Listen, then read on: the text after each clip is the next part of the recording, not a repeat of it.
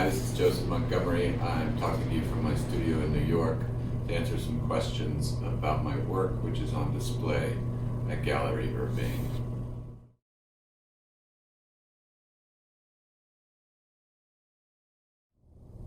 The seeming similarity between painting and sculpture and the work comes from the fact that the works are constructed and assembled, and that process brings together different kinds of mark making, different materials, different kinds of layering and joint making in order to construct an image. And often that process looks sculptural because the elements themselves are three-dimensional. Occasionally they're very thin, with the monotype category as an example of that. Other times they're quite built out from either the shim, which is the original unit of the shim paintings, or through surfaces and layers of wood, clay, and paper that make up the sculptures or the collages. And another example is the shim, which has a matrix that is originally three-dimensional, much like the support of painting. It's the surface upon which, like traditional canvas, I build the image through color and other textures and occasionally collage materials. But in general, the surface on which the painting is made is three-dimensional in order to have issues of light and dark, figure and ground built into the surface.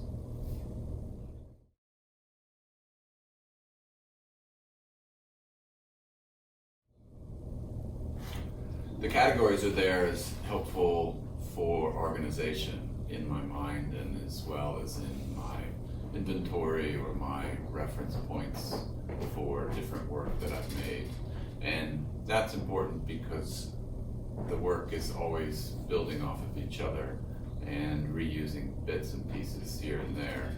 It's helpful for me to have a language to talk to other people about a process that in my mind is holistically involved in the painting process or the representation of painting through the building of an image, either three-dimensionally or in flat layers, or minimally or maximally. The categories also for me describe the different speed in which the works are made, and I think of the collage as a lengthy process, the shim as a very fast assembly process, and the monotype is a mixture of the two in order to build a satisfying image.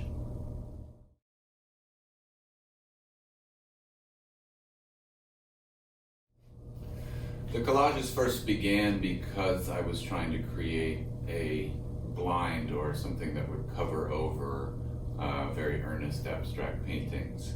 A lot of the original early collages are built on top of work that I may have made in graduate school and right afterwards that were thickly painted, very dense, all ground abstract paintings. And I started to want to cover those over. Sometimes it became a monochrome, covering them over with paint, creating a skin on top of that image.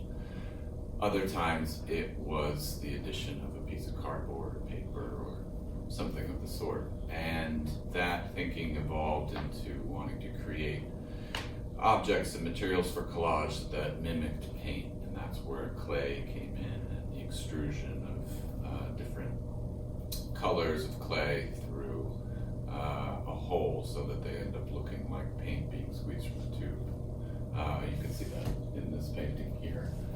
And then also flat layers where the colors mix and it looks sort of like a squeegee process. So those materials developed and grew in a bank over time, and I could always reach in there and grab them.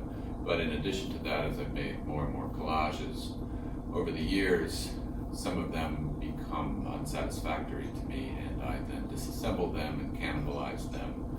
And more recent collages are built from the materials of previous artworks.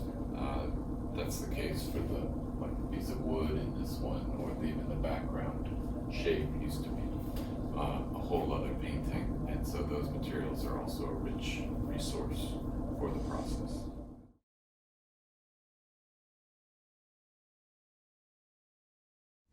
So again, the monotypes are a vocabulary for organization for me in terms of differentiating different processes in which I make an image, make a painting, and can then describe to other people. But it's not a strict boundary upon which the flatter works fit within, because they are often collaged upon, and I actually think of the monotype process as a collage process. And the monotype itself, that language is interesting to me coming from a printmaking background, because it implies this single pass through the press where you create a unique image, but it still fits within the printmaking category, which is often being thought of in terms of editions and multiples and things like that. So I'm interested in calling a kind of painting a monotype because the basis of these works are often photographic images that I can transfer or print onto a canvas surface and then relate with. And the layering process, the development process of the image occurs over time, and it would change. It would be different each time I printed the same image on the canvas. A multiple, it could be developed into two different paintings, but with the same origin. And that kind of generative process, that branching off into multiple directions, is what's most interesting to me about this monotype category.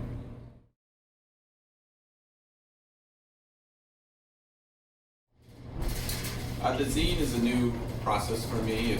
It comes out of the monotype process, I guess, because I'm dealing with graphic imagery in a flat context, and also the development of a narrative over the course of an object.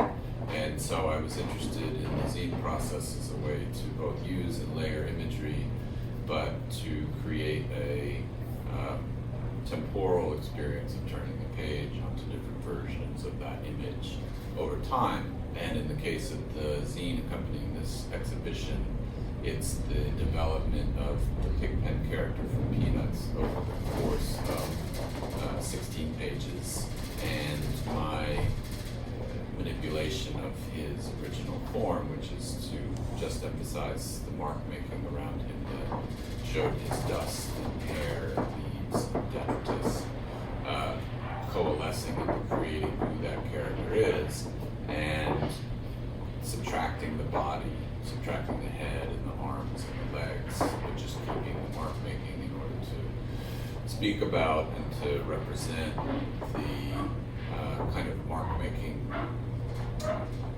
character building exercise of painting and what it can do on its own and what abstraction can bring up in terms of what the character of painting and the psychological space of painting